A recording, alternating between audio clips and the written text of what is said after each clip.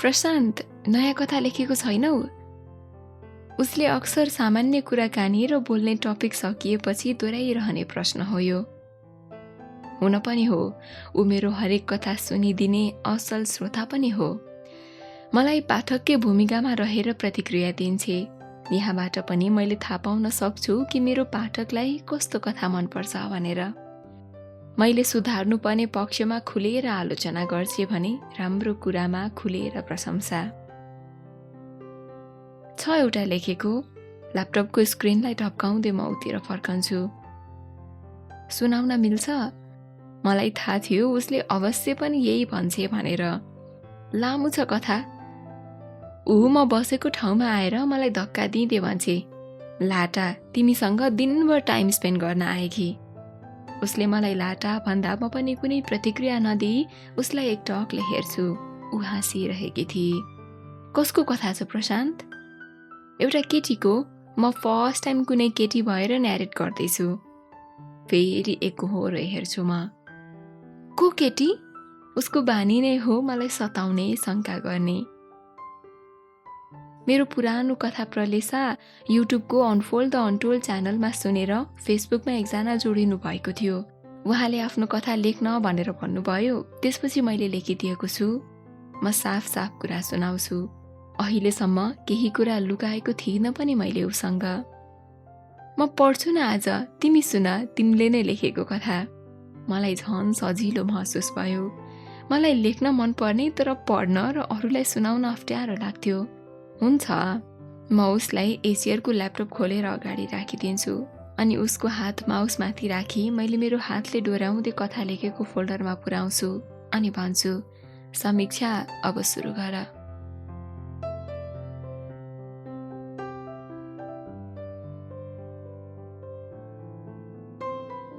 आँसु दिने मान्छेलाई बिन्ती छ, मेरो लागि त्यही आँसु किम्ती छ। यही छरी मुटुभित्र बसेको मान्छेलाई बिर्सौँ कसरी। पर कतैबाट प्रविशा अधिकारीको यो गीत मधुरो आवाजमा गुन्जिरहेको थियो। पात्रो असारमा पल्टिएको थियो। मन पानीमा ढल्किएको थियो। झ्यालबाट म बाहिर पानी परेको हेरिरहेको छु। आकाश जोड जोडले चिच्याउँदै रोइरहेको छ। सायद उसको जीवनमा पनि खराब चिज आएको हुँदो हो। दिनभरि खुलेको हाँसेको आकाश रात परेपछि यसरी रोइरहेको थियो। मैले त्यो दिन बुझेँ, खराब मान्छेको आगमनपछि जिन्दगीमा पनि धेरै नै रुनुपर्ने रहेछ, जसरी म रोइरहेको छु। तर आकाश र मेरो रुवाई बिल्कुल फरक छ। ऊ चिच्याउँदै रुन्छ, म लुकेर रुन्छु। ऊ कसैको साथ पाएर रुन्छ, म केही गुमाएर रुन्छु। ऊ केही पाउनलाई रुन्छ, म केही पाउँदिन तर पनि रोइरहन्छु। फरक छ उसको र मेरो रुवाईमा। ऊ रोएको सबैले मन पराउँछन्, म रोएको एकजना बाहेक कसैले मन पराउँदैन। उसलाई कसैले रुवाएको होइन, मलाई कसैले रुन बाध्य बनाएको हो। ऊ रुँदा कसैलाई सम्झिँदैन, म रुँदा उसलाई बिर्सन सक्दिनँ। ऊ रोएको सबैले देख्छन्, म रोएको यी भित्ताहरू बाहेक कसैले देख्दैन। भित्तामा टाँसिएका उसका तस्बिरहरूले देख्छन्, जो मुस्कुराइरहेका छन् म रोइरहँदा पनि। पहिले म रुँदा मेरो परेला पुछिदिने उसका हातहरूले सायदै आज कसैको शरीर स्पर्श गर्दै होला। नरौ न, म छु भन्ने उसका ओठहरूले आज अरू कुनै स्त्रीको गाला चुम्दै होला। मलाई हेरेर टोलाउने उसका नजरहरू अरू कसैको शरीरका अङ्ग हेरेर टोलाउन व्यस्त होला। समग्र उसको शरीर नै पर स्त्रीको भइसक्यो होला। आकाशबाट बर्सिएको झरीको पानीले तल भुइँमा धुलाका कणहरूलाई माथि माथि उफार्दै थियो। मेरो आँखाबाट झरेका आँसुले उसका यादहरूलाई अझै ताजा बनाइरहेको थियो, जसरी फ्रिजमा राखेपछि तरकारी ताजा हुन्छ। मनमा बिछोडले बनाएको घाउ अझ आलो हुँदै जाँदै थियो। झन् झन् दुख्न थालेको थियो, झन् झन् चराइरहेको थियो। झरीको पानीले रुख रुखका पातहरू हल्लाइरहेको थियो। उसको यादले मेरो मुटु जलाइरहेको थियो। मानौ मैले मनमा राखेको मान्छे बस्ने बेलामा लाइटर लिएर बसेको थियो। सायद ऊ भित्र बसेर चुरोट खाइरहेको हुँदो हो, सिगरेट सल्काइरहेको हुँदो हो, र त मेरो मन यसरी पोल्छ मानौ मेरो मन आर्यघाटमा पोलिरहेको लास हो। उसका यादहरू छरपष्ट छन्, मानौ मेरो मन खेल्दा खेल्दै छोडिएको तास हो।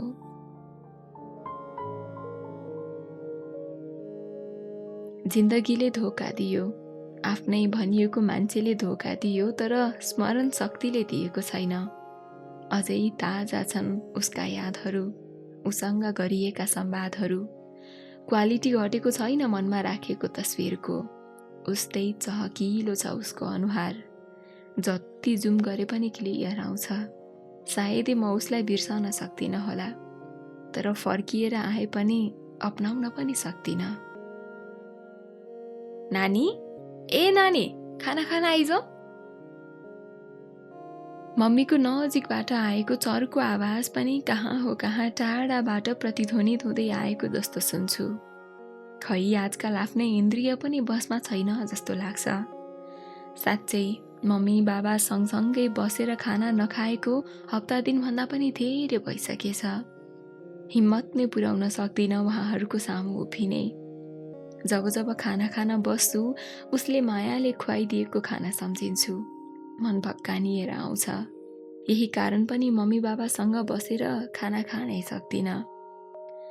डाइनिङ टेबलको चेयरमा बस्दा पनि उसको याद हुरहुरी आउँछ।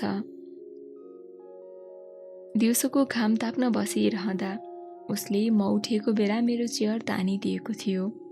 म जोडसँग लडेकी थिएँ त्यो बेला। उसले मतिर हात तेर्स्याएर खित्का छाडेर हाँसेको थियो। म दुईवटै गाला फुलाएर आँखा ठुला ठुला बनाएर उसलाई खाउलाजै गरेर हेरेकी थिएँ। उसले मलाई कति मजाले उठाएर चेयरमा बसाएको थियो, के भनेर फकाएको थियो। यही कारण पनि आजकल मलाई चेयरमा बस्न मन पर्दैन।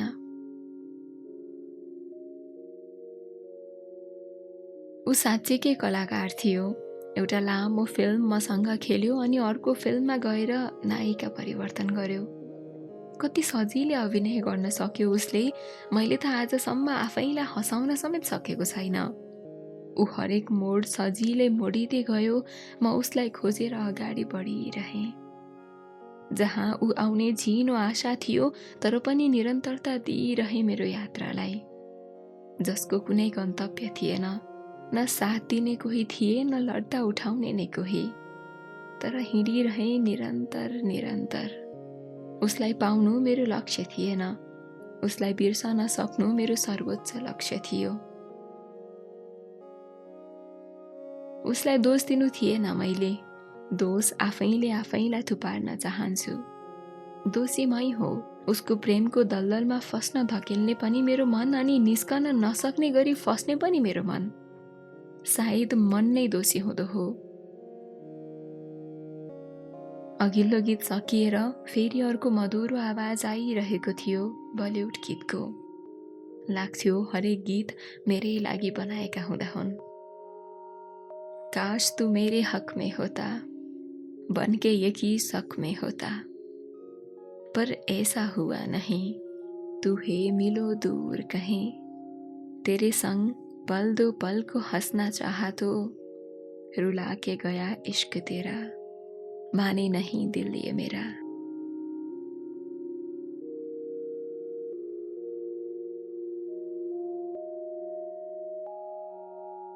परीक्षा सकेर म छुट्टी मनाउन गएको थिएँ, राजधानी काठमाडौँबाट सिन्धुली। सहरमा हुर्किएको भएर पनि होला मलाई गाउँ खुब मन पर्थ्यो। हरेक कुरा मन पर्थे गाउँका। हरियाली प्राकृतिक वातावरण त यस्तो लाग्थ्यो म यिनीहरूलाई हेरेर कहिल्यै अगाउँदिन, कहिल्यै मन भर्नै सक्दिनँ। जति जति भर्न खोज्छु उति उति चुहिरहेको थियो। सायद मेरो मन वर्षौं पुरानो माटोको भाँडो भएको हुँदो हो।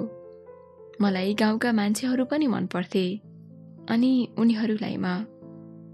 फरक लाग्थ्यो मलाई मेरो सहर र गाउँको परिवेश, फरक लाग्थ्यो गाउँ र सहरको वातावरण। मलाई सहरको धुलो उड्ने पक्की सडक भन्दा पनि गाउँको हरियो झार पलाएको कच्ची सडक मन पर्थ्यो। मलाई सिमेन्ट कङ्क्रिटले बनेको घरभन्दा ढुङ्गा र माटोले बनेको लिपपोत गरेको घर मन पर्थ्यो। छानोमा खर मन पर्थ्यो। गाउँमा बनेका बलिया सम्बन्धहरू मन पर्थ्यो।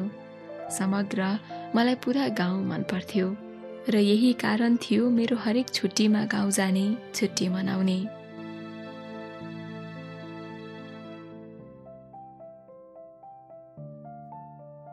किरण, जब मैले उसलाई पहिलो पटक देखेँ, नजर उसमा अडिन मानेकै थिएनन्। हेर्दा त्यति राम्रो होइन। जिन्स प्यान्टमाथि निलो सर्ट लगाएको थियो अनि काले अनुहार। कोही कोही यस्ता पनि थिए जो मलाई पहिलो नजर देख्दा नै मन परेका थिए, तर उसलाई मन पराउन मैले केही समय एकटकले हेरिरहन पर्यो। अपरिचित मान्छेलाई हेरेर केही समय घोरिनु मेरो आदत जस्तै बनेको थियो। हेरिरहेँ। म उति बेला उमा फिदा भएँ जति बेला उसले मुस्कुराउँदै गरेको मुहार मतिर फर्कायो। लाग्यो त्यो मुस्कानको मुख्य निशाना म नै हुँ। तर अफसोच ऊ त्यति बेला फोनमा कुरा गरिरहेको थियो। उसले मलाई हेरेको थिएन, तर मैले उसलाई भने हेर्न छाडेको थिएन। उसको त्यो मुस्कानले उसको अनुहारलाई औँसीको रातबाट एकैपटक पूर्णिमाको रातमा पुर्याउँथ्यो। मानौ उसको मुस्कान एसिड हो र म धातु। मानौ उसको मुस्कान चम्किलो र रापिलो सूर्यको किरण हो र म उचाइमा रहेको हुँ।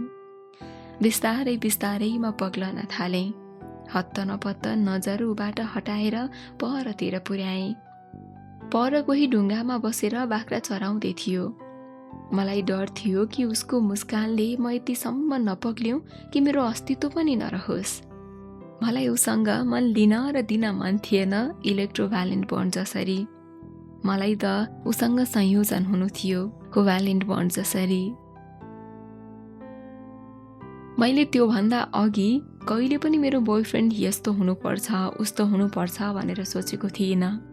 तर जब उसलाई देखेँ, मनमा नै लाग्यो मेरो बोयफ्रेन्ड हुनुपर्छ भने ऊ जस्तै हुनुपर्छ। उसकै जस्तो अनुहार हुनुपर्छ, उसकै जस्तो शरीर हुनुपर्छ, उसकै जस्तो हाइट हुनुपर्छ अनि उसकै जस्तो व्यवहार हुनुपर्छ। समग्रमा मेरो बोयफ्रेन्ड हुनुपर्छ भने ऊ जस्तै हुनुपर्छ। ए होइन होइन, ऊ जस्तै होइन, ऊ नै हुनुपर्छ। मेरो ठुलो मम्मीको छोरा अर्थात् मेरो दाजु र एकजना बहिनी हुनुहुन्थ्यो गाउँमा, जोसँग उमेरले थोरै धेरथोर भए पनि मन मिल्ने साथी जस्तै व्यवहार गरिन्थ्यो। किरणको मेरो दाजु र बुनुसँग राम्रै चिन्जान भएको रहेछ। हाम्रो घरभन्दा करिब 5 मिनेटको दूरीमा थियो उसको घर। छोटो समयका लागि गाउँ पुगेको थिएँ म। करिब 7औं दिनतिर घर फर्कनु पर्ने भयो मैले। त्यो 7 दिन मेरो लागि निकै छिट्टै बितेको महसुस भयो, कारण साथमा गाउँको मनोरम पर्यावरण थियो अनि किरण। 7 दिन हामीले निकै रमाइलोसँग बितायौँ। जब जब ऊ मसँग बोल्थ्यो, मन यसै खुसीले गदगद हुन्थ्यो। पछि थाहा पायो ऊ पनि गाउँको पाहुना रहेछ। विशेष सुराकीबाट मैले उसको सबै कुरा थाहा पाएँ। नाम किरण दाहाल, घर गाईघाट उदयपुर। अनि अर्को हृदय विदारक कुरा पनि थाहा भयो कि उसको त अलरेडी गर्लफ्रेन्ड रहेछ। गर्लफ्रेन्डको नाम पनि थाहा पाएँ, एनिका। तर पनि मन विचलित भएन, उसलाई मन पराउन छाडेन। एकहोरो चाहनु पनि माया हो, सायद मेरो संकुचित सोचले उसै भन्दो हो। मैले मन पराइरहेँ उसलाई, तर मन पराउँछु भनेर कसैलाई भनिनँ, भन्न सकिनँ, अलि भन्न नचाहेर पनि। तर उसका केही व्यवहार यस्ता पनि थिए जसले मलाई सोच्न बाध्य गराउँथे कि उमा पनि म प्रति केही छ। तर मैले उसलाई जति मन पराए पनि दादा भनेर सम्बोधन गर्थेँ। हाइटले मभन्दा केही ठुलो भएकाले पनि होला, उसलाई उसको नामबाट बोलाउन कस्तो अप्ठ्यारो महसुस हुन्थ्यो।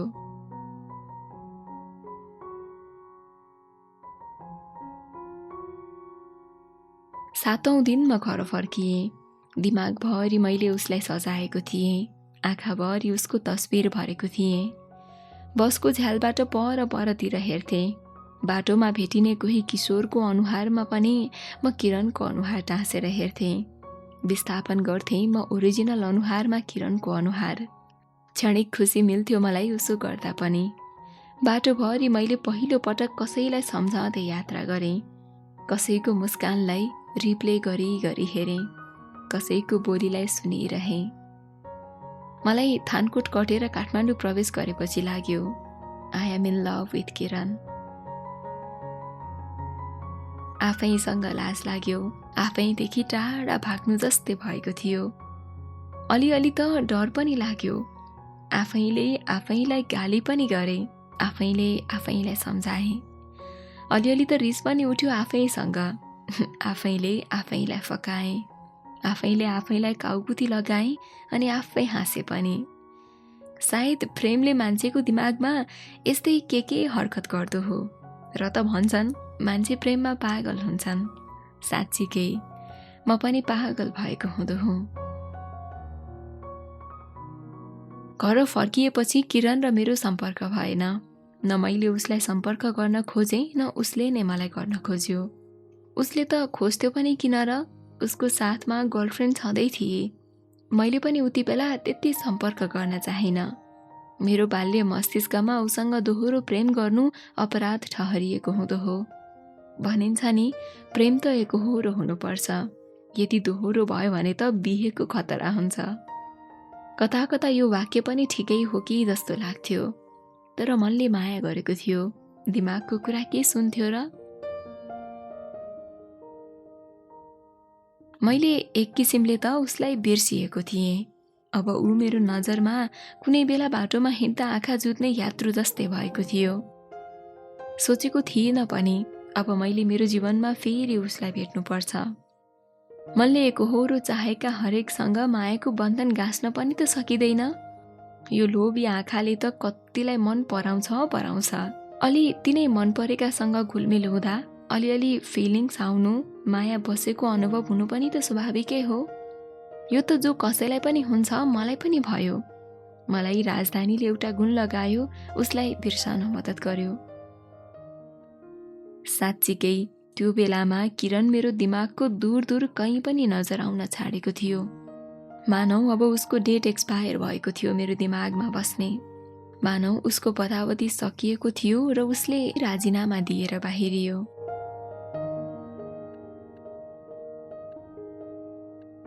दुई 2076 सालको विजया दशमी मनाउन म फेरि गाउँ गएँ। गाउँसँग मेरो पहिलेभन्दा पनि घनिष्ठता बढेको थियो। आजकल अझै खास लाग्थ्यो मलाई गाउँको वातावरण। किन मिठास लाग्थ्यो हरेक कुरामा। दशैंमा किरणसँग भेट भएन, तर पनि रमाइलो भयो गाउँको बसाइ। एक दिन म बुनुहरूसँग यत्तिकै खेल्दै थिएँ। दाजु अलि पर बसेर फोनमा कोहीसँग गफ गर्दै हुनुहुन्थ्यो। सायद भिडियो कल थियो त्यो।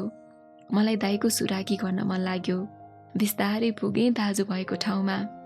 उहाँको स्क्रिनमा आँखा पुर्याएँ। शरीर जिरिङ्ग भएर आयो। त्यो मान्छे त किरण रहेछ। दाजुले क्यामेरा मतिर फर्काउनु भयो। मलाई त कस्तो कस्तो लागेर आयो। डर र लाज एकै पटक लाग्यो मलाई। पहिलो निमेष आँखा जुधेपछि मैले त्यहाँ बस्नु उचित ठानिन। फेरि एकपटक दिमागभरि किरणको पुनरागमन भयो, जस्तो पहिले थियो। म काठमाडौँ फर्किएपछि उसलाई फेसबुकमा सर्च गरेर फ्रेन्ड रिक्वेस्ट पठाएँ। पठाएको केही छिनमै एक्सेप्ट पनि भयो। उति नै बेला मेसेज गर्ने हिम्मत जुटाउन सकिन। साँझ पखतिर उसलाई हाई लेखेर मेसेज गरेँ। उसले इग्नोर गरेन। त्यसपछि हामी बीच राम्ररी कुरा हुन थाल्यो। मलाई उसलाई आफू चिनाउन परेन। उसले सायदै चिनेको थियो मलाई। फेसबुकमा बोल्दा भने मलाई एउटा फाइदा भयो। मैले उसलाई दाइ भनेर सम्बोधन गरिन। मेरो लागि यो एउटा एकदमै महत्त्वपूर्ण उपलब्धि समान थियो। दिउँसो कम मात्रामा कुरा भए पनि राति अबेरसम्म कुरा हुन्थ्यो। ऊ पनि मसँग मन लगाएर कुरा गर्थ्यो। मानौ उसको कुनै गर्लफ्रेन्ड नै छैन।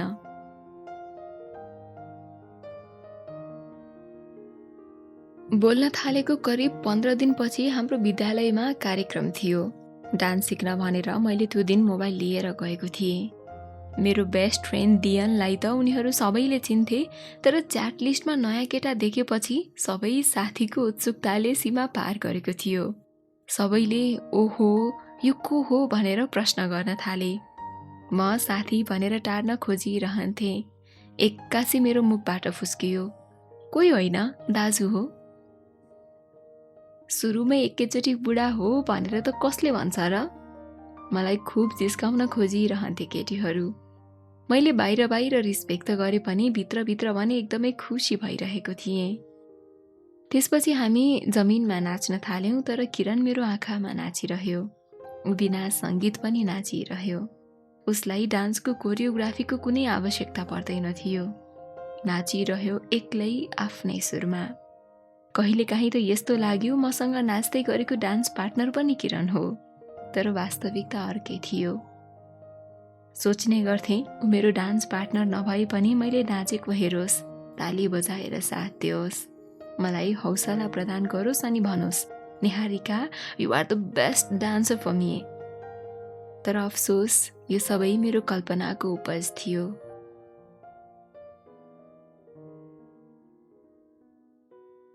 मेरो बेस्ट फ्रेन्ड दियन किरणको ठुलो बाबाको छोरा थियो। यो अर्थमा पनि दियन हामी दुवैजनाको म्युचुअल फ्रेन्ड थियो। लागेको थियो उसले हामीलाई मिलाउन केही हदसम्म सहयोग गर्छ। मैले उसलाई भनेको थिएँ कि मेरो क्रस किरण हो भनेर।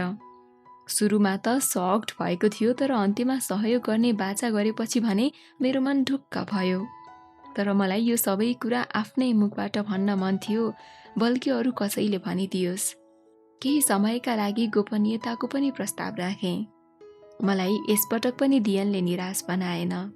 साँच्चै दियन मेरो लागि बेस्ट अफ बेस्ट फ्रेन्ड थियो। मेरो हरेक सुख दुःखमा हातेमालो गर्ने सामर्थ्य राख्थ्यो। मलाई बुझ्न सक्थ्यो अनि अरू कुरा बुझाउन सक्थ्यो। मेरो समस्याहरू सुल्झाउन सक्थ्यो। मलाई विश्वास गर्थ्यो अनि हरेक कुराको विश्वास दिलाउन सक्थ्यो।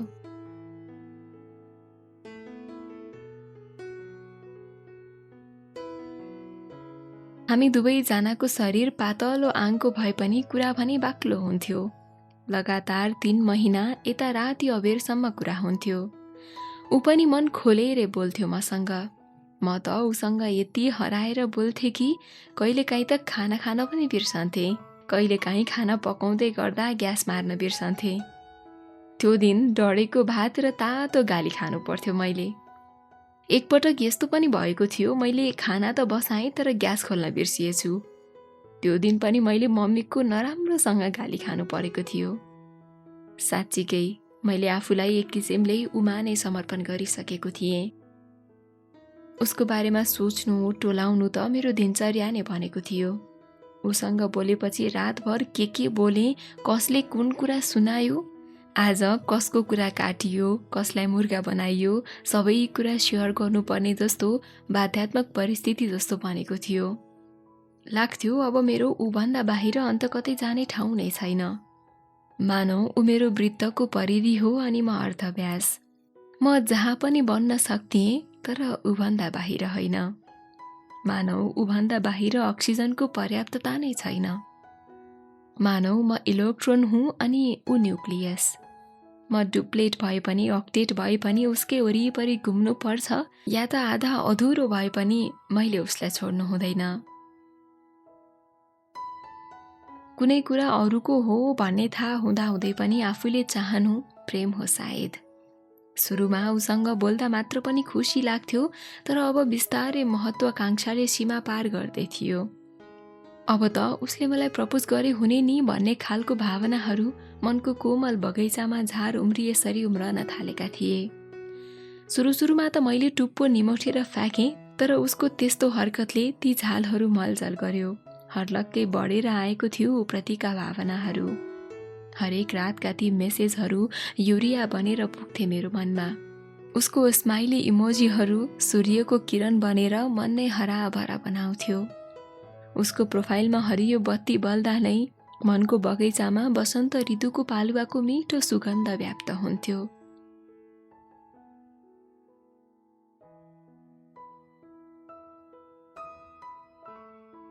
मैले जुन कारणले उसलाई प्रेम गर्थेँ, उमा घृणा गर्न लायक पनि थुप्रै ठाउँहरू थिए। मलाई धुवा मन नपर्ने, ऊ खुब स्मोकिङ गर्थ्यो। उसलाई हक जमाएर नखाऊ भन्न त मन थियो, तर मेरो अधिकार क्षेत्र पुग्दैन जस्तो लाग्थ्यो। कहिले पनि भनिनँ, न आफूलाई स्मोकिङ गरेको मन पर्दैन भनेर नै भन्न सकेँ। तर मनमा नै यस्तो लाग्थ्यो, यदि उसले मलाई प्रेमिका हुने अवसर दियो भने म अवश्य पनि उसलाई बदल्न सक्छु। उसको सिगरेट फ्याँकिदिएर म आफै उसको ओठमा जल्न सक्छु। तर बिस्तारै उसको मनस्थितिमा परिवर्तन हुँदै आयो। उसले सिगरेटको मात्रा बढाउन थाल्यो। त्यति बेला मेरो शरीरमा मुटु पराजित भइरहेको थियो होला सायद। मेरो मन मात्र किरणलाई चाहने, दिमागले त पटक पटक उसलाई घृणा गरिरहन्थ्यो। मेरो विवेकले जहाँसम्म भ्याउँथ्यो, मलाई मेरो लागि किरण उपयुक्त हुन सक्दैन भनेर अल्पविराम लगाइदिन्थ्यो। जब म ऊबाट केही समयको लागि टाढा हुन्थेँ, मेरो दिमाग हावी हुन्थ्यो। तर जब जब ऊ मेरो आँखा अगाडि आउँथ्यो, मेरो दिमागलाई, मेरो विवेकलाई नराम्ररी ठेस लाग्थ्यो। म चाहेर पनि मनलाई संयम बनाउन सक्दिन थिएँ। उसलाई देखेपछि चुम्बकको विपरीत ध्रुव जसरी आकर्षण शक्ति पैदा हुन्थ्यो मेरो शरीरमा। तर सायद यो पटक मेरो शरीरमा दिमाग हावी भएको हुँदो हो। च्याटको सिलसिलालाई मैले बन्द नै गरेको थिएँ। एक दिन कुराकानीको क्रममा हामी बीच सानो झगडा परेको थियो, जुन सानो झिल्कोले सम्बन्धको पुरा सहर जलाउने सामर्थ्य राख्थ्यो र जलाएरै छाड्यो पनि। दिनहरू बित्दै गएपछि एउटा यस्तो दिन पनि आयो कि म उसलाई घृणा गर्न थालेँ। किरणसँग चिन्जान भएको पहिलो वर्ष बितिसकेको थियो। अब किरण पनि मेरो लागि बाटामा भेटिने हरेक साधारण युवक बनेको थियो, जो बाटोमा भेटिन्थ्यो अनि बाटोमै हराउँथ्यो।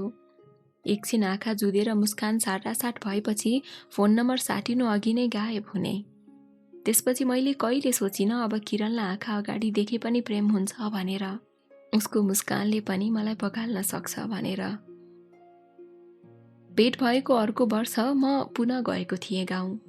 त्यति बेला दियनसँग कुरा भएको थियो अनि उसले भनेको थियो कि यो छुट्टीमा किरण दादा गाउँ आउनु हुँदैन। दियनले किरणलाई दादा नै सम्बोधन गर्थ्यो। किरण नआउने भनेपछि म झन् खुसी भएँ। कमसे कम बिर्सिएको मान्छेलाई फेरि एकपटक देख्न त पर्दैन। भुलेको मान्छेलाई आँखाले फेरि साक्षात्कार गर्न पाए मान्छेको मन न हो जे पनि हुन सक्थ्यो। खुसीले गदगद भएको थियो मन। तर खुसीले भरिएको घैला उति बेला चुहियो जति बेला मैले गाउँमा किरणलाई देखेँ। अप्रत्याशित रूपमा मिलेको पहिलो दुःख थियो त्यो। किरणसँग मेरो कुनै गुनासो थिएन। गुनासो त दियनसँग थियो, जसलाई मैले बेस्ट फ्रेन्ड भनेर विश्वास गरेको थिएँ, उसले नै धोका दिएको थियो। दियनसँग कुनै स्पष्टीकरण मागिनँ मैले। उसले यदि मलाई किरण आउँछ भनेर भनेको भए म गाउँ नै जाने थिइनँ। एकपटक त फेरि फर्किएर राजधानी जाने आँट पनि पलायो।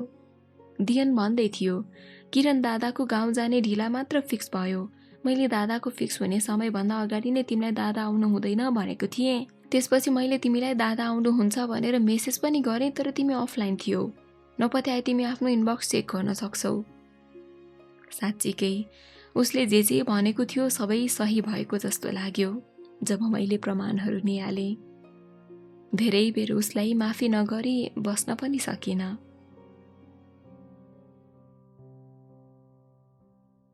वैशाखको महिना थियो।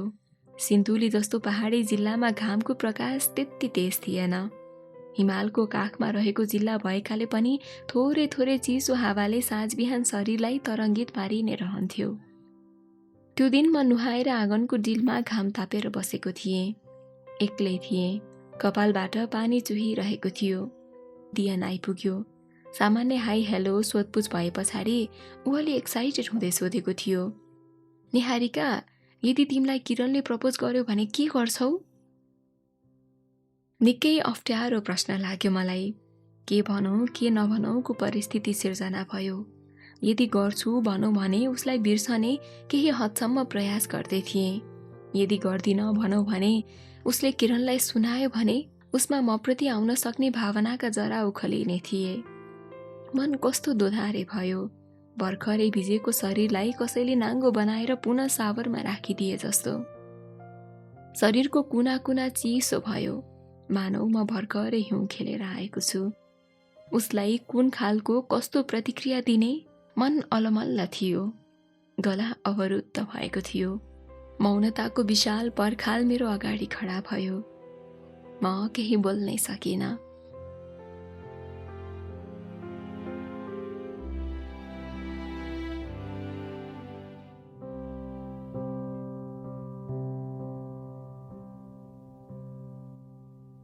निहारिका, के जवाफ दिन्छौ?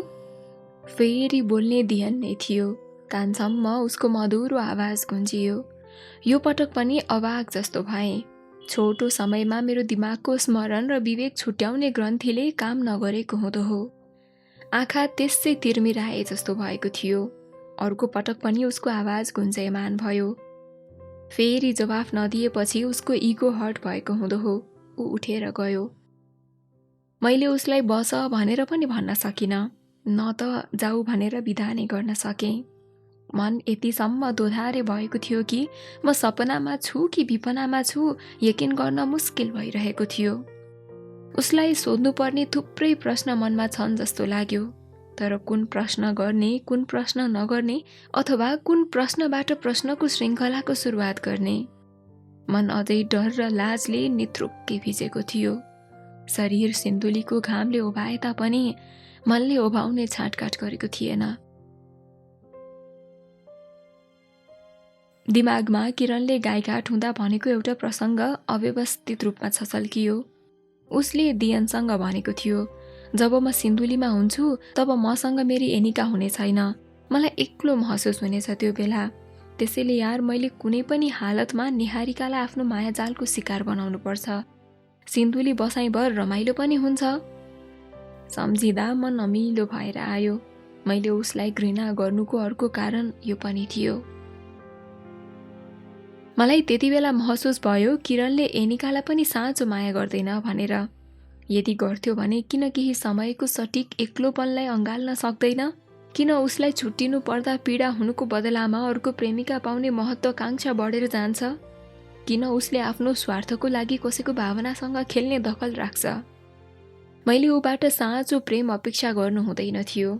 सायद म नै धेरै लोभी भएँ उसको प्रेम पाउनको लागि। बस अगाडि गएर दुर्घटना हुन्छ भन्ने थाहा हुँदाहुँदै मैले त्यो बसमा सवार गर्नु कत्तिको उचित हुन्थ्यो त्यो मलाई पनि थाहा थिएन। मनमा दुई थरी विचार व्याप्त भयो। एक थरी दुर्घटना हुने बसमा चढेर आफ्नो ज्यानलाई जोखिममा राख्नु हुँदैन भन्दै थियो। मनको अदालतमा यो पक्षबाट खुब जोड जोडसँग बहस भइरहेको थियो। तर प्रतिवादी पक्ष पनि कमजोर थिएन। भनिरहेको थियो, यदि हाम्रो कुनै महँगो सामान किन्न सक्ने हैसियत छैन भने हामीले उक्त सामान भाडामा लिएर भरपूर उपयोग पनि गर्न सक्छौं। सोही गर्न भनिरहेको थियो यो पक्षबाट। दुर्घटना हुनेवाला थियो तर भइसकेको थिएन। यसर्थ पनि सुरुमै सजग भएर सम्बन्धको गाडी हाँक्न सके सम्भावित अप्रिय घटनाबाट बच्न सकिन्थ्यो। मनको प्रधान न्यायाधीश पनि दोधारे परिस्थितिमा गुज्रिरहेको हुँदो हो। तारिफ गर्न सक्ने स्थिति थिएन। एउटा समय यस्तो पनि कि आज जसरी भए पनि वकालत हुनै पर्थ्यो। तर अफसोस हुन सकेन। न त अर्को मिति नै तोकियो।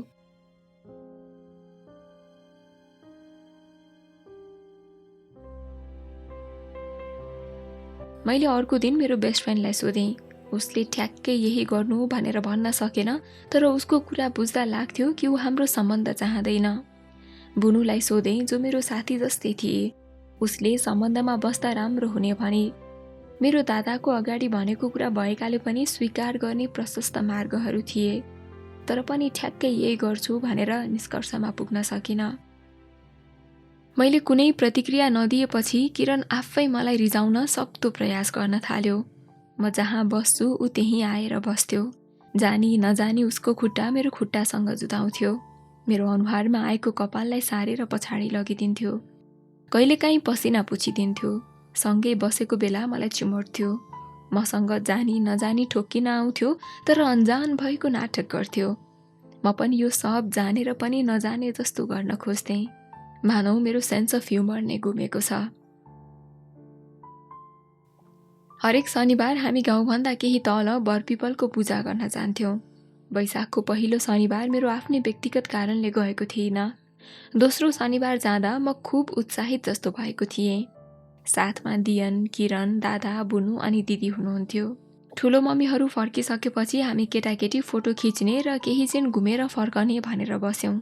बर पिपलभन्दा केही तल पुल थियो। अब अक्सर सबैजना छुट्टिएर आफ्नो काममा व्यस्त हुन थालेका थिए। म पनि एक्लै भएँ। प्रकृतिसँग खूब रमाउने म प्रकृतिलाई आफ्नो क्यामेरामा कैद गर्न मन लाग्यो। मैले आफूलाई पाएक पर्ने ठाउँमा घुमी घुमी सेल्फी खिचिरहेँ। केही छिनपछि मेरो क्यामेराको कभरेज क्षेत्रभित्र किरणको अनुहार देखियो। मैले त्यो फोटोलाई क्लिक गर्दा गर्दै छोडिदिएँ। ऊ मलाई केही चाहिँ निहालेर अलि परतिर चौतारीमा गएर बस्यो अनि मलाई बोलायो। सुरुमा आनाकानी गरेको जस्तो गरेँ, तर दोस्रो पटक बोलाउँदा उसो गर्न सकिनँ। गएर ऊभन्दा करिब 1 हात पर बसेँ। उसको अनुहारमा केही बोल्छु केही भन्छुको जस्तो भाव देखिन्थ्यो। मैले त्यो भाव बुझेर अनुहारले नै सान्त्वना दिन खोजेँ। त्यसपछि उसले कुनै प्रतिक्रिया दिएन। केही बेर चुपचाप बसेर ऊ मुस्कुराउँदै उठ्यो। अलि अगाडि गएर तल पुलतिर हेऱ्यो, जहाँ हामी दुईजना बाहेक सबै फोटो खिच्न व्यस्त थिए। ऊ उठेपछि मलाई पनि उठेर हिँड्न केही सहज भयो। 2 पाइला अघि बढेपछि मेरो अघिल्तिर किरण घुँडा टेकेर प्रस्तुत भयो। मैले चल्दै गरेको पाइला रोकेर उसलाई एकटकले हेरेँ। ऊ मलाई हेर्न ताकत जुटाउन सकेको थिएन। फेरि एकपटक परिस्थितिमा सन्नाटा छायो। मैले मनमा नै सोचेँ, यो क्रिया केका लागि हुन सक्छ भनेर। केही छिनपछि उसले आफ्नो दायाँ हात अगाडि बढाउँदै भन्यो, आई लभ यु निहारिका।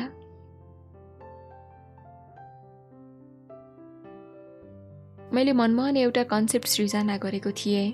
मेरो बोयफ्रेन्डले मलाई प्रपोज गर्दा केही नयाँ कुरा गरोस्, कसैले नदेखेको सरप्राइज दियोस्।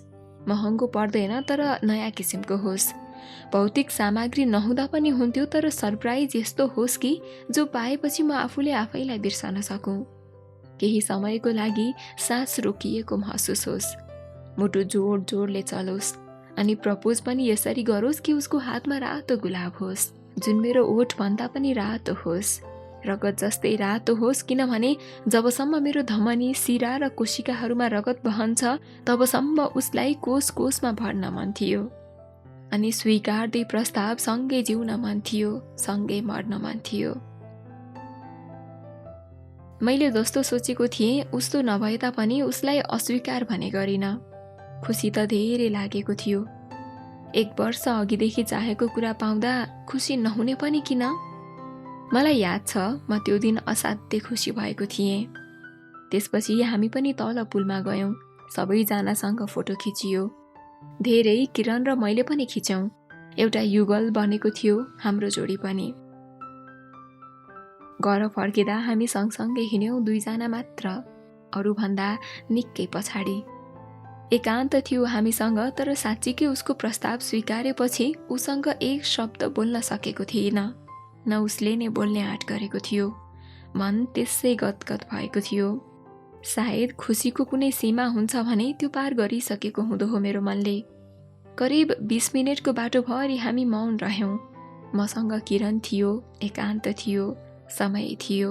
सिर्फ के बोल्ने शब्द थिएन, कसरी प्रस्तुत हुने होस थिएन।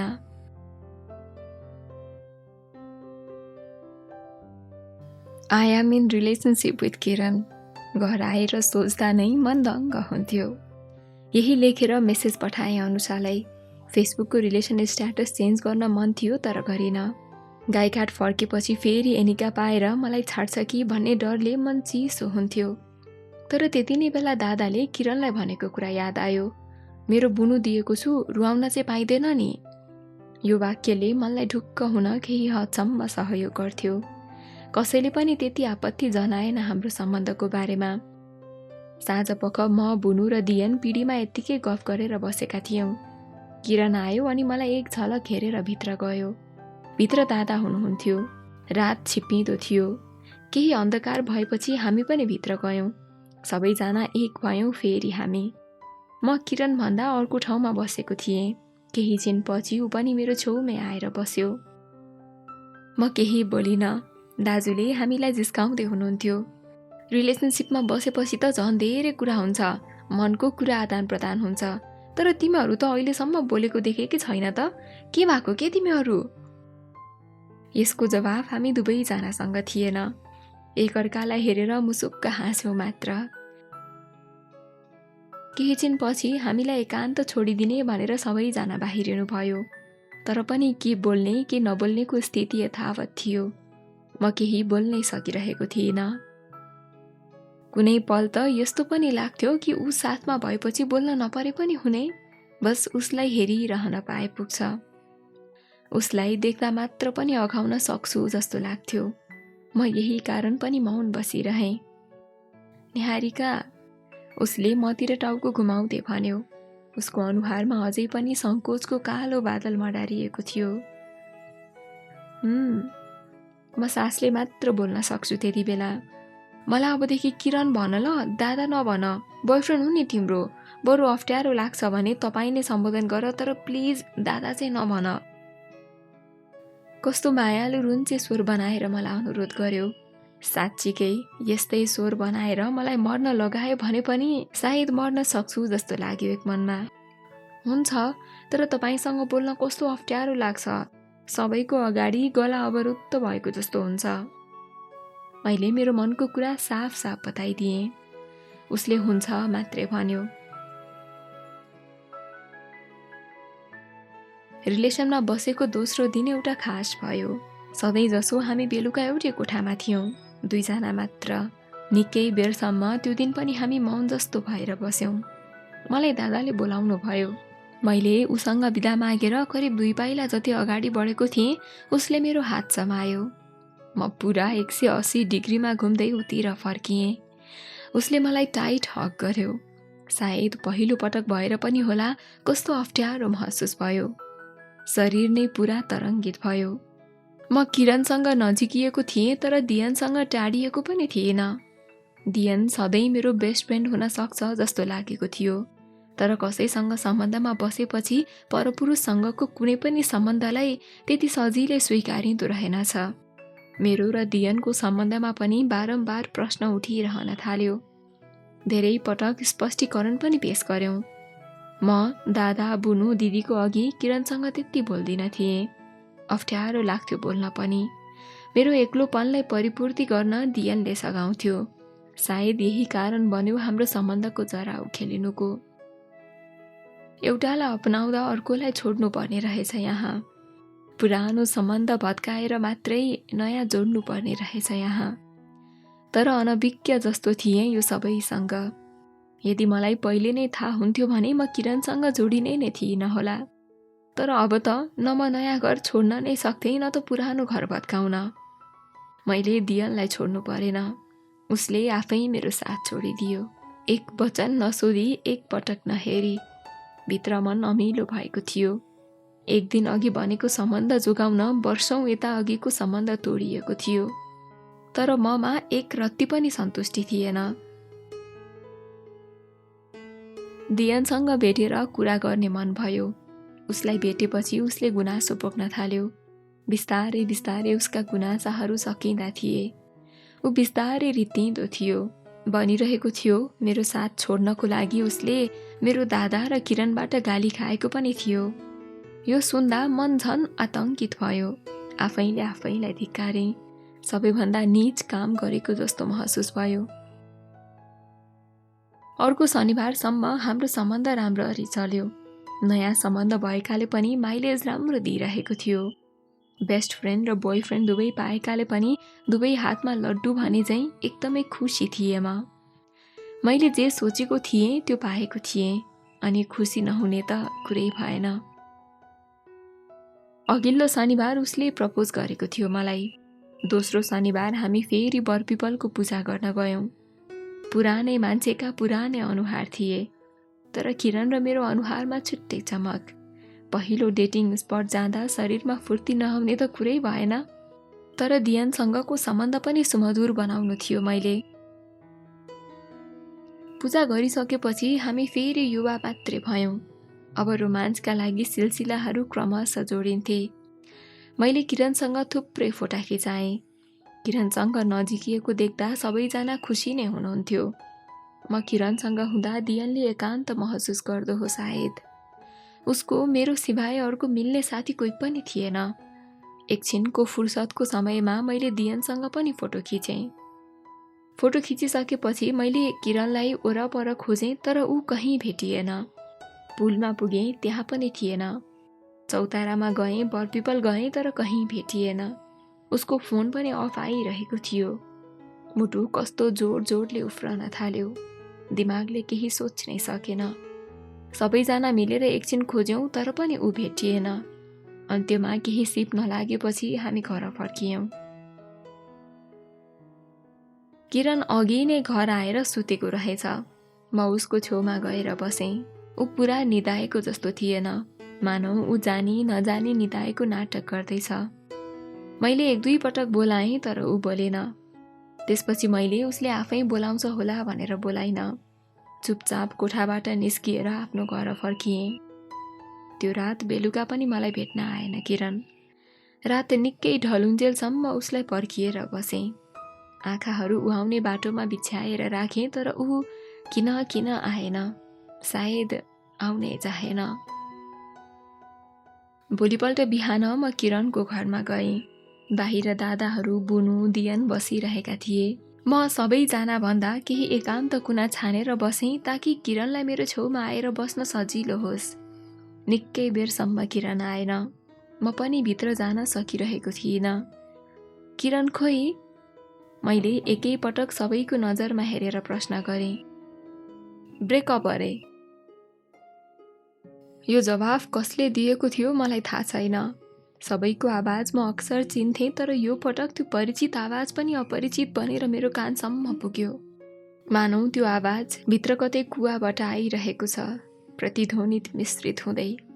जसँग भएँ, शरीर एकाएक जिरिङ्ग भएर आयो। भित्र कहाँ हो कहाँ चिसो पलाएर आयो। म चुपचाप त्यहाँबाट उठेर घर फर्किएँ। निकै बेर रोएँ एक्लै बसेर। अघिल्लो हप्ता मिलेको साताभरको खुसीमा एकाएक तुषारपात भयो। ठुलो हुन्डरी आएर मनमा पकाउँदै गरेको प्रेमका कोपिलाहरू सबै चुडिएर भुइँभरि असरल्ल छरिए। एक मनभरि खुसी पनि फिजियो। स्वतन्त्र भएको जस्तो भयो।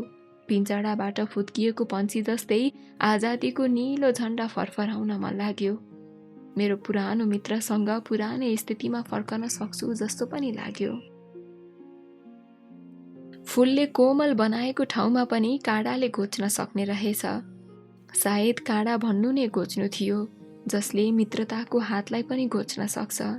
फुलले दिने न्यानो स्पर्शलाई चिस्याउन सक्छ। त्यसपछि हामी एकअर्काकै लागि भनेर भेटिन छाड्यौँ। भाग्यवश भेटिँदा पनि ऊ मलाई इग्नोर गर्थ्यो। मानौ यो सम्बन्ध चिसिनुको मुख्य जड म नै हुँ। मैले नै उसलाई ब्रेकअप भनेको हुँदो हुँ। अरूसँग हाँसिरहेको थियो भने पनि मसँग उसको नजर जुत्दा ऊ हाँस्न छाडिदिन्थ्यो। एलइडी बल्ब जस्तो उसको मुहारमा एकाएक लोड सेडिङ हुन्थ्यो। मानौ उसको र मेरो सम्बन्ध स्विच र बल्बको जस्तो छ। म बन्द परिपथमा हुँदा ऊ उज्यालो हुन्छ तर जब म खुल्ला परिपथमा आउँछु ऊ बल्न सक्दैन। उसलाई माया मार्नु त परको कुरा। जति नै आरोह अवरोहको बीचमा पनि मेरो मनले उसलाई बिर्सन सक्दैन थियो।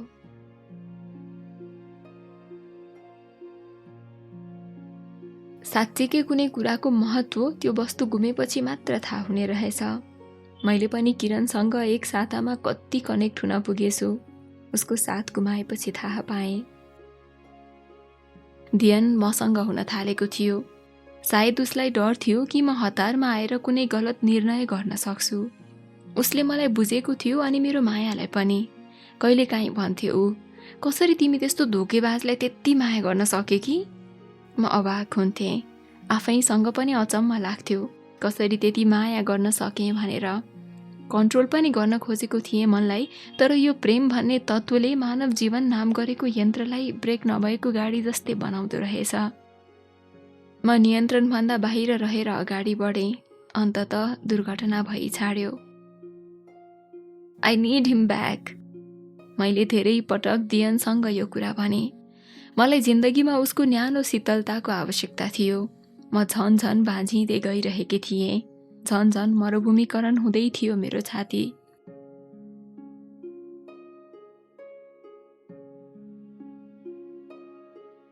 वैशाखको अन्तिम दिन बेलुका मलाई दाइले बोलाउनु भयो। म आज्ञाकारी छात्रा बनेर पुगेँ। कोठामा दादा, दिदी, बुनु र किरण थिए। म सरासर गएर एउटा कुनामा बसेँ। केही छिनको मौनतापछि दादाले मलाई सोध्नुभयो, के त साँच्चीकै किरणलाई माया गर्छेस्? केही बोल्नै सकिनँ मैले।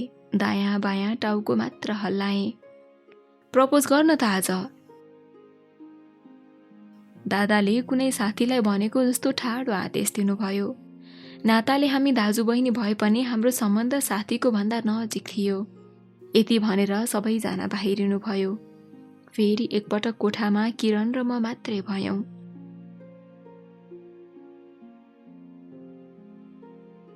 मलाई उसकै पुरानो शैली कपी गर्न मन लाग्यो।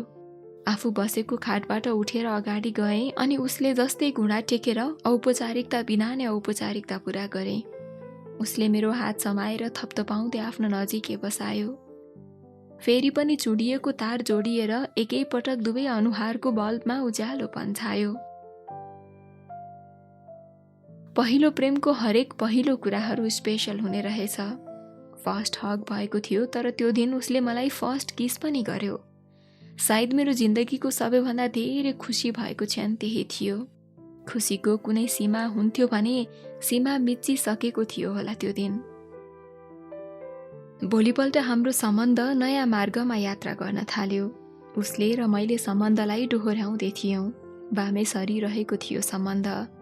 मैले भोलि सम्बन्धको उज्जवल भविष्य देखेको थिएँ, तर थाहा छैन उसले कुन रूपमा लिएको थियो हाम्रो सम्बन्धलाई। पर्सिपल्ट किरण र दियन गाईघाट फर्कने भए। अर्को दिन दिनभर किरणको साथ छोड्न मन लागेन। बिहान उठेदेखि राति अबेरसम्म सँगै बसेँ। मन कस्तो कस्तो भएको थियो, आफैसँग असन्तुष्ट जस्तो। मनका कारखानामा प्रश्नहरू उत्पादन धमाधम भइरहेको थियो।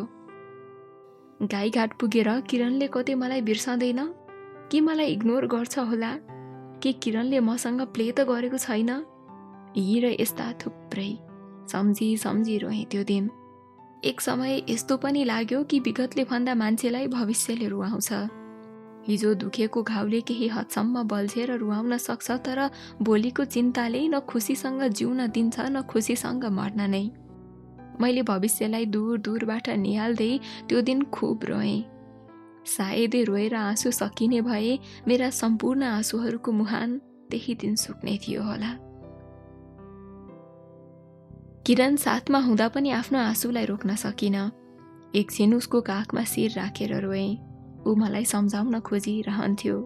म सम्झिन सक्ने स्थितिमा थिइन होला सायद। उसले मलाई विश्वास लाग्दैन भनेर सोध्यो। मैले 2 पटक सुक्क गरेर लाग्छ भनेर भने। ऊ फेरि भन्दै थियो, अब फेरि पनि यसरी रोयो भने तिमीसँग कहिले बोल्दिन। उसले भनेको यो कुरा नरम मलमपट्टी बनेर मेरो मुटुसम्म पुग्यो। चुहिँदै गरेको आँखाहरूमा कसैले बन्द गरिदिएको जस्तो लाग्यो। त्यसपछि म कोठाबाट बाहिर निस्किएँ। दियन निकै पर आँगनको डिलमा एक्लै निराश भएर बसेको थियो। मैले उसलाई बोलाएँ। नजिक आउन साथ उसलाई गर्लाममा अँगालो हालेँ। आँसुहरू रोकिएकै थिएनन्। ऊ मसँग नबोलेको पनि करिब 3 दिन जति भएको थियो। मैले किरणसँगको सम्बन्धलाई पुनर्स्थापना गरेको प्रति उसलाई आपत्ति थियो। मैले किरणसँगको सम्बन्ध अगाडि बढाउँदा हाम्रो मित्रता भग्नावशेष नबन्ने भनेर आश्वस्त बनाएँ। उसले पनि अब सधैँ सँगै रहने कुरा बतायो। त्यसपछि म फेरि किरण भएको ठाउँमा गएँ। निकै बेर बसेर कुरा गरेपछि छुट्टिने बेलामा टाइट हग गरेको बेलामा सोधेँ, गाईघाट पुगेर मलाई भुल्दैनौ नि? उसले केही फिल्मी जवाफ दियो, सधैँको लागि जान लागेको हो र फेरि भेट भइहाल्छ नि, नरौ न यसरी। यति भनेर मलाई अँगालोबाट छुट्याउँदै उसले मेरो आँसु पुछिदिएको थियो। त्यही बेलामा आँखा पनि बैमान भइदियो। आँसु पुछ्ने हात पुगेपछि झन् जोडसँग बर्सनु सायद उसको धर्म थियो। घर पुगेर सुतेँ, तर निदाउन सकिन। खुसीले नसकेको हो या दुःखले आफैलाई थाहा थिएन। खुसी यो कारण थियो कि मैले दुवैजनालाई पाएको थिएँ, त्यो पनि बाचा गरेर। तर पीडा यो कारण थियो कि म भौतिक रूपमा दुवैजनाबाट टाढा हुँदैछु।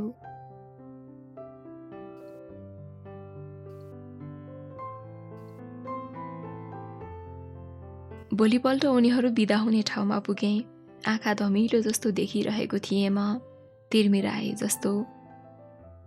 जाने बेलामा मलाई किरणले मेरो पाखुरामा समाउँदै राम्ररी बस भनेको थियो। हक गर्न मन थियो, तर ठुलो मम्मी त्यहीँ भएकाले उसो गर्न सकिन। पर पुगुन्जेल हेरिरहेँ। फर्केर आइदिए पनि हुने भन्ने खालको विचार मनभरि व्याप्त भयो, तर ऊ फर्किएर आएन। मात्र ऊ भविष्यतर्फ अग्रसर भयो। किरण गाईघाट पुग्ने बित्तिकै मलाई कल गरेको थियो। मेरो आँखा देखाउँदै भनेको थियो, तिम्रो आँखा सुन्निएको छ, तिमी फेरि रोयौ है। अब उपरान्त तिमी रोएको देखे भने साँच्चै भनेको मैले कहिले पनि बोल्दिन। पुरानै कुरामा केही नयाँ शब्द मिसाएर भने पनि मलाई यो सान्त्वना बिल्कुलै फरक लाग्यो। अब उसले मलाई केयर गर्न थालेको छ, मलाई धेरै माया गर्न थालेको छ। सोच्दा नै मन कस्तो गदगद भएर आयो। उसमा केही व्यवहारिक परिवर्तन देखिएको थियो। सायद मैले नै गराएकी हुँदै हुँ। उसको चुरोट पिउने बानी पनि मसँग रिलेसनसिपमा बसे पछाडि केही हदसम्म छोडाएकी थिएँ। म चाहन्थेँ उसको चुरोटको स्थान मैले लिनु परोस्, जसलाई उसले चाहेर पनि कहिले छोड्न सक्दैन। म आफैलाई लत बनाउन मन थियो उसको जीवनमा। यही कारणले पनि होला मलाई उसले चुरोट खाएको मन पर्दैन थियो। धेरै पटक उसको ओठमा सल्केको चुरोट अनि गोजीमा भएको चुरोट समेत फ्याँक्ने सामर्थ्य राख्थेँ। ऊ कुनै प्रतिक्रिया दिँदैन थियो, मानौ मेरो यस क्रियाबाट उसलाई कुनै नोक्सान पुगेको छैन। अब उसको व्यवहार यस्तो भइसकेको थियो कि मानौ ऊ सम्पूर्ण रूपमा मेरो हो। म बाहेक अरू कसैको हुन सक्दैन। मसँग हरेक समय बिताउन चाहन्थ्यो। भौतिक रूपमा उपस्थित नभए पनि म उसलाई इमोसनल्ली साथमा पाउँथेँ।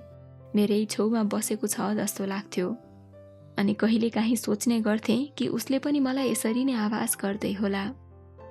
के उसका हरेक निमेष समय आँखामा घुम्ने तस्बिर मेरै होला? के उसले पनि मलाई हरेक चिजमा, हरेक वस्तुमा महसुस गरिरहेको होला? द वर्ल्ड इज डाइनामिक, अर्थात् दुनियाँ गतिशील छ। समय चलिरहन्छ, चलिरह्यो पनि। सेकेन्ड मिनेट भयो, मिनेट घन्टा भयो, घन्टा दिन भयो अनि दिन साता। उसको माया पनि मनमा एउटा सानो झिल्को थियो, जसले अहिले पुरा मनको लङ्का जलाउने सामर्थ्य राख्थ्यो। दोब्बर भएको थियो माया। बिस्तारै तेब्बर हुँदै गयो अनि तेब्बर बढ्दै बढ्दै गयो। यति उचाइमा पुग्यो माया कि सगरमाथाको उचाइ मायाको अघि केही होइन। यति गहिराईसम्म डुब्न सके कि म्यारियाना ट्रेन्चको गहिराई पनि फिक्का हुनेछ। तर बिस्तारै खै कुन तत्त्वको प्रभावले शिखरको हिउँ पग्लन थाल्यो। गल्छीको सतह भरिन थाल्यो। सधैँ दिनभर बोल्दा नगाउने उसको मन आजकल 2 घण्टाको च्याटले टिलपिल भरिन थाल्यो। उसका बेवास्ताका मेसेजहरू बढ्न थाले। उसका इग्नोरका केसहरू बढ्न थाले। अब उसको पहिलो मेसेज आउन छाड्यो। मैले बोलाउँदा मात्र बोल्ने स्थिति बन्यो। बिस्तारै यो समय पनि विलीन हुँदै गएपछि उसका बहानाहरू बढ्न थाले। ममा त केही घटेकै थिएन, झन् बढ्दो थियो उप्रतिका चाहनाहरू, मनका भावनाहरू। कहिले क्लासमा छु भन्थ्यो त कहिले साथीसँग, कहिले मम्मीको नाम लिएर आलटाल गर्थ्यो भने कहिले लाइन नेटलाई दोष दिएर। म बुझ्न खोज्थेँ उसका बहानाहरू, आफैलाई संयम बनाउन खोज्थेँ। काश म पहिले नै संयम हुन सकेको भए सायद आज यो दिन आउने नै थिएन। उसले नबोलाउँदा पनि म बोलाउँथेँ उसलाई। औपचारिक कुराकानी त अक्सर गर्थ्यो, तर त्यसपछि सधैँको जस्तो बहाना, उही नबोल्ने चाहना। एक दिन मलाई किरणको एक्स गर्लफ्रेन्डको मेसेज आयो। किरणकै माध्यमबाट चिन्जान भएको थियो पहिला नै। म एनिकालाई दिदी भनेर सम्बोधन गर्थेँ। सामान्य हालखबर सोधिएपछि मलाई एनिका दिदीले सोध्नुभयो, तिमीलाई किरणको गर्लफ्रेन्ड को हो थाहा छ? मैले सुरुमा धेरै आनाकानी गरेँ। थाहा छैन, उसँग कुरा नभएको धेरै भयो भन्ने जस्ता बहाना बनाएँ। तर धेरै ढिप्पी गर्नुभयो दिदीले। मैले आफ्नो गोपनीयतालाई जोगाइराख्न सकिनँ र भने, भन्छु तर त्यस्तो नराम्रो नसोच्नु ल। दिदीले हवस् भन्नुभएपछि मात्र मैले आफू नै भएको कुरा जानकारी दिएँ। उहाँले पनि आफ्नो अर्कै बोयफ्रेन्ड भएको र किरणलाई धेरै पहिले नै बुबुमा परिणत गरेको कुरा सुनाउनु भयो। मनमा नै लाग्यो यदि यो कुरा किरणलाई अरूले सुनायो भने उसको इगोमा ठेस पुग्छ। त्यसैले म आफूले बताउनु पर्छ भन्ने लागेर स्क्रिनसट उसलाई पठाएँ। उसले सिन गर्यो अनि मलाई गाली गर्यो। थुप्रै गाली अनि थुप्रै छाडा शब्दहरूको मेसेज पठायो। साँच्चीकै कुनै पनि केटीले कुनै पनि केटाबाट यस्तो एक्सपेक्ट गरेको हुँदैन। मैले त्यो नचाहेको कुरा पाएँ। उसलाई सम्झाउन मन थियो। मेसेज टाइप गर्न लाग्दा देखेँ you can't reply to this conversation. मन ढक्क जस्तो भयो। शरीर फुलेर आयो। कसैले शरीरभरि चिसो पानी खनाए जस्तो चिसो भयो। औलाहरू आफै सलबलाउन थालेका थिए। टाउको फनफनी घुमेको महसुस भयो। रिङ्गटा लाग्यो। साँच्चीकै मलाई त्यो समय सबै रोग एकैपटक एकै साथ लाग्यो। सायद उसले मलाई दुनियाँको अघि प्रेमिका भनेर स्वीकार्न सक्दैन। कसैको नजर अघि हातमाथि हात पार्न सक्दैन। सिन्धुलीको चिसो हावाले पनि लु लगायो मलाई त्यो दिन। आफू उभिएकै ठाउँमा बक्लक्क ढल्न मन थियो, तर सकिन। सायद उभिने सामर्थ्य बाँकी नै थियो शरीरमा।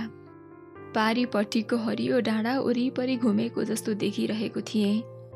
मानौ मेरो मुटु केन्द्रबिन्दु बनाएर पुरा शरीर तरङ्गित हुने गरी भूकम्प आएको छ, जसको मसिनाभन्दा मसिनो धक्काले पनि उथल पुथल पार्न सक्छ। आँसुको प्रशान्त महासागर बग्न थालेको थियो। आँखाबाट एन्जल झर्ना निरन्तर बगिरह्यो। बैकाल तालभन्दा पनि गहिरो पीडाले भरिएको ताल जमेको थियो मनमा। तर कुनै माध्यमबाट पनि उसको याद पखालिन सकेको थिएन। अचम्म लाग्छ, त्यति धेरै पानीले पनि धुन सकेन त्यति सानो मान्छेको याद।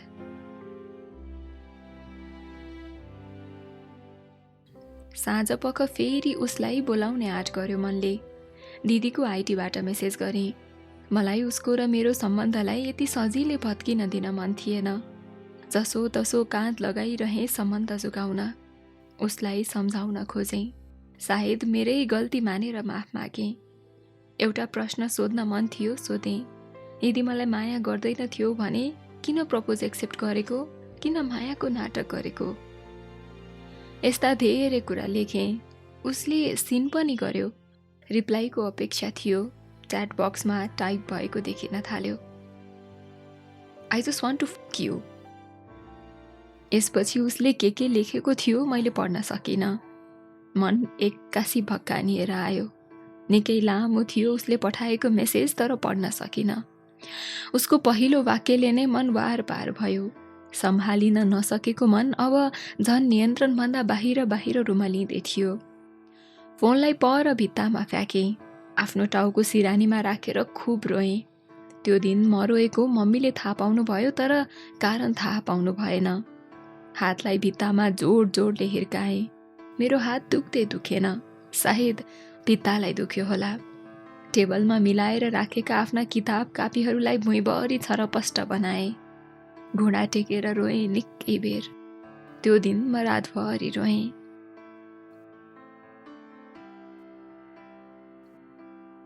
मैले आफैलाई गल्तीको हिलो छ्यापेँ। मेरै गल्ती हो। मैले उसलाई दोस्रो पटक प्रपोज गर्नु हुँदैन थियो। उसले 7 दिन म नहुँदा मेरो अभाव बुझेको भए सायद यो दिन आउने थिएन। आफैले आफ्नो छातीमा पिटेर रोएँ। म नै हुँ दोषी। हो, म नै हुँ। उसले दिमागमा बनाएका छापहरू छल्कन थाले। अव्यवस्थित रूपमा अगाडि पछाडि क्रमबद्ध नभइकन। उसका चित्र आँखाका सामुन्ने आउँदै भाग्दै गरिरहे। उसको बोली प्रतिध्वनित भइरह्यो कानभरि। एकपटक मैले आफ्नै जीवनसँग हारेको महसुस भयो। अब सबैसँग हार्ने निदो गरेँ। करिब बिहानको 2:30 बजेतिर प्राण त्याग्ने सोच आयो। पंखामा सल झुन्ड्याएँ, तर आँट आएन। फेरि भुइँमा बसेर धेरै बेर रोएँ। मलाई त्यसपछिका 2 दिनको होस छैन। तेस्रो दिन हस्पिटलको बेडमा होस खुल्यो। म भोलिपल्ट बिहान ढिलो नउठेपछि मम्मी मेरो रुममा पुग्नु भएको रहेछ। म बेहोस जस्तो भएर लडेको रहेछु र तुरुन्तै हस्पिटल पनि भर्ना गरिएछ। केही बोतल स्लाइन चढाएपछि बल्ल अर्को दिन होस खुलेछ। मैले आफूले आफैलाई निकै कमजोर महसुस गर्न थालेको थिएँ। शारीरिक रूपमा तङ्ग्रिँदै गरेको शरीरबाट मैले मानसिक रूपमा उसलाई भुल्न खोजेँ। केही हदसम्म समर्थ पनि भएँ। उसलाई धुवा मनपर्ने, सिगरेट मनपर्ने, त्यसपछि मैले किचनमा जान छोडिदिएँ। उसलाई बियर मनपर्ने, सिसा मनपर्ने, त्यसपछि मैले ऐना हेर्न छाडिदिएँ। सिसा हेर्न छाडेँ, झ्यालको पर्दा खुल्न छाड्यो। पर्दा खुलेपछि सिसा देखिन्थ्यो अनि सिसामा ऊ। मैले उसलाई इग्नोर गर्न खोजेँ तर बिर्सन सकिनँ। मलाई थाहा थियो बिर्सनु भनेको झन् उसलाई सम्झनु हो। उसलाई जीवनको यस्तो रोल दिन मन थियो जसको खासै महत्त्वपूर्ण भूमिका त हुँदैन, तर नहुँदा पनि केही न केही चिजको कम्ती भइरहन्छ। उसले मलाई माया गर्यो तर माया भनेको आफै हुने कुरा रहेछ। मैले जबरजस्ती पाउन खोजेँ, उसलाई गराउन खोजेँ। त्यसपछि मलाई थाहा भयो जुन माया आफै हुन्छ, एकअर्कालाई बुझाउन जरुरत पर्दैन, हो त्यो मात्र माया हो। त्यसको परिणाम पनि सकारात्मक हुन सक्छ। तर बुझाइसकेपछि माया गरेको रहेछु भन्ने भाव आउनु कदापि माया हुन सक्दैन। माया आफै हुने कुरा हो, न कि अरू कसैले भनेपछि महसुस गर्ने कुरा। बिग्रिएको समय बिस्तारै आफै मर्मत गर्न थालेँ, आफै मेकानिक बनेर। मलाई लागेको हरेक खाले रोग बिस्तारै बिस्तारै निको हुन थाल्यो। मैले बुझेँ हरेक रोगको उपचार समय हुन्छ। समयको ओभरडोज लिन मन थियो तर बुझेँ जो कसैले लिन नसक्ने रहेछ। हरेक वृत्तको परिधि हुन्छ, कोही पनि परिधिबाट बाहिर जान सक्दैन। तर मैले बुझेँ जसले परिधिबाट बाहिर गएर अत्याधिक प्रेम गर्छ ऊ अवश्य पनि फर्कँदा गहिरो चोट लिएर फर्किन्छ। त्यसैले हामी प्रेम नगरौँ, तर स्वतः स्फूर्त हुन्छ भने त्यसलाई अस्वीकार पनि नगरौँ। प्रेमले सकारात्मक परिवर्तन पनि ल्याउन सक्छ मान्छेमा।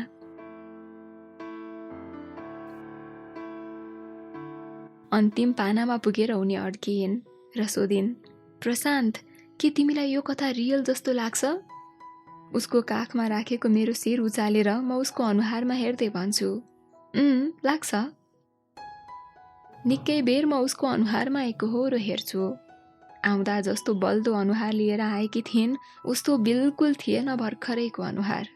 रङ उडेको कटनको कपडा जस्तो भएको थियो।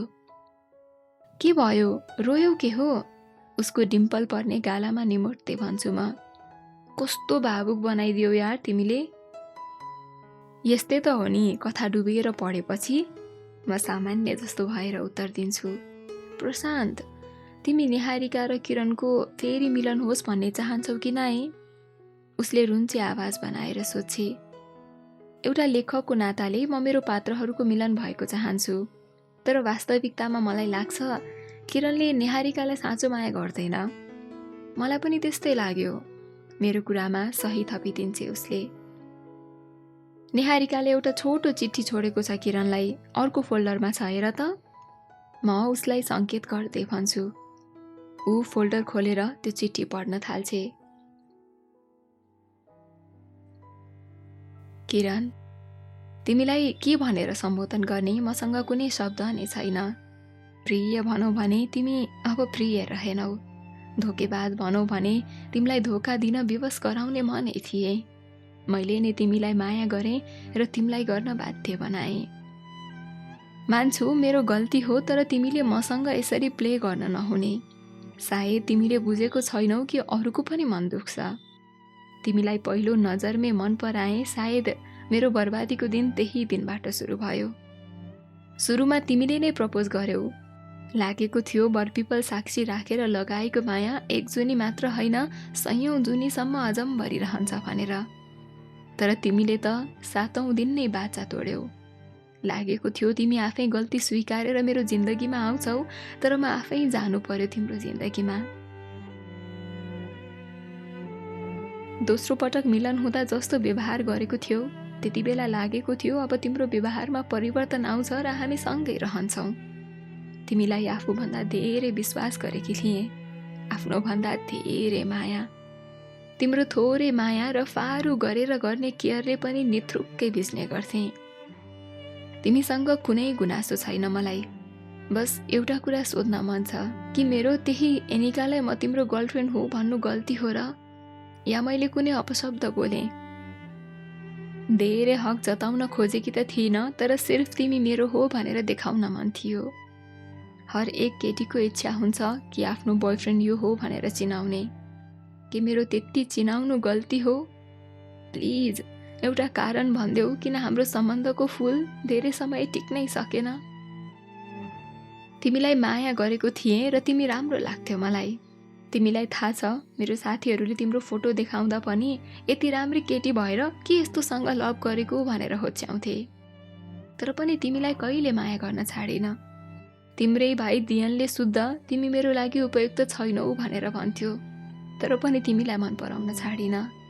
यदि चाहेकै भए मैले पहिलो पटक तिम्रो गर्लफ्रेन्ड छ भन्ने थाहा पाउन साथ अरूसँग अफेयर चलाउने थिएँ होला।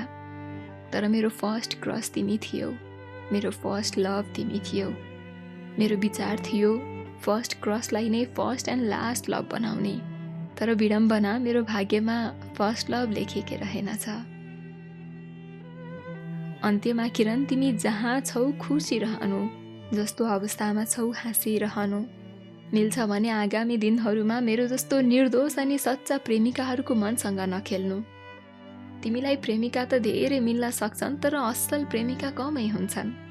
तिमीले सायदै मभन्दा धेरै राम्री केटी पाउन सक्छौ, तर मैले चाहिँ माया गर्ने, तिमीलाई बुझ्ने र सहन सक्ने अक्सर कमै पाउँछौ।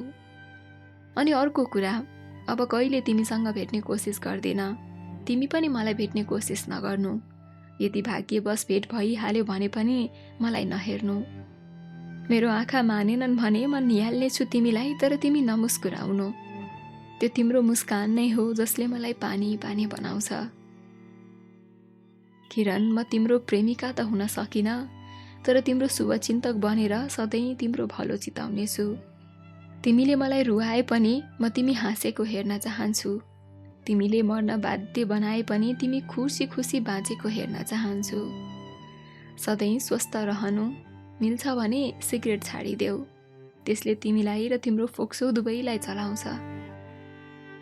धेरै लेख्ने मन छ किरण, खै अब किन किन मेरो हात कलम समाउन असमर्थ भइरहेका छन्। मेरो दिमाग केही सोच्न नसके जस्तो भइरहेको छ। अलविदा किरण, गुड बाई। उही अभागी निहारिका।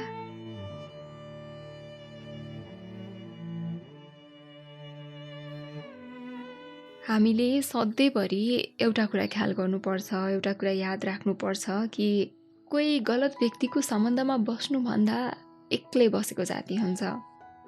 निहारिकाजीलाई म एउटै कुरा भन्छु, त्यो व्यक्ति जसले तपाईँलाई छाडेर गयो उसले तपाईँलाई, तपाईँको साथलाई, तपाईँको प्रेमलाई डिजर्भ नै गर्दैन। तपाईँले यस्तो व्यक्ति डिजर्भ गर्नुहुन्छ जसले तपाईँलाई माया धेरै दियोस्, र त्यो तपाईँलाई माया गर्ने व्यक्तिको लागि पनि तपाईँको मनमा खाली ठाउँ हुनु जरुरी छ। त्यो मायाको भोक हुनु जरुरी छ। र मलाई विश्वास छ कि एक दिन त्यो दिन छिट्टै आउनेछ जुन दिन तपाईँको मुटुभरि चिरिएर बनेका घाउहरू पुरिदिने व्यक्ति आउनेछ, र त्यो व्यक्तिले तपाईँको सबै घाउहरूमा मलमपट्टी गरिदिँदै तपाईँको पीडालाई कम गर्न मद्दत गर्नेछ। त्यसकारण मुभ अन हुनुहोस् र खुसी हुनुहोस् कि गलत व्यक्ति तपाईँको जीवनबाट गइसकेको छ। धेरै धेरै धन्यवाद निहारिकाजीलाई, किनकि उहाँले हिम्मत गरेर आफ्नो कथा लेखाउने सामर्थ्य राख्नुभयो। र धेरै धेरै धन्यवाद प्रशान्तजीलाई, यति मिठो तरिकाले उहाँको कथा प्रस्तुत गरिदिनु भयो। र धन्यवाद हाम्रो अनफोल्ड द अनटोल्ड फ्यामिलीलाई, जसले हामीलाई माया गरेर हाम्रो कथा सुनिरहनु भएको छ र साथ दिइरहनु भएको छ। निहारिकाजीको लागि तपाईँ पनि केही भन्न चाहनुहुन्छ भने कमेन्ट बक्स छ, कमेन्ट गर्नुहोला। र हाम्रो च्यानललाई सब्सक्राइब गर्ने कुरा त मैले भन्नै पर्दैन, तर एउटा कुरा चाहिँ भन्छु, तपाईँहरू हाम्रो कथा सुन्नुहुन्छ अनि कतिजनाले चाहिँ लाइक नगरी जानुहुन्छ। लाइक पनि गरिदिनु होला, किनकि तपाईँको लाइकले, तपाईँको कमेन्टले, तपाईँको सब्सक्रिप्सनले हामीलाई हौसला मिल्छ अझै धेरै यस्ता कथा तपाईँको सामु लिएर आउनको लागि। हस् त, फेरि पनि हाम्रो भेटघाट हुने नै छ। तबसम्मको लागि खुसी भएर बाँच्नुहोस्, आफूले आफूलाई माया गर्नुहोस्, जसरी हामी तपाईँलाई गर्छौँ।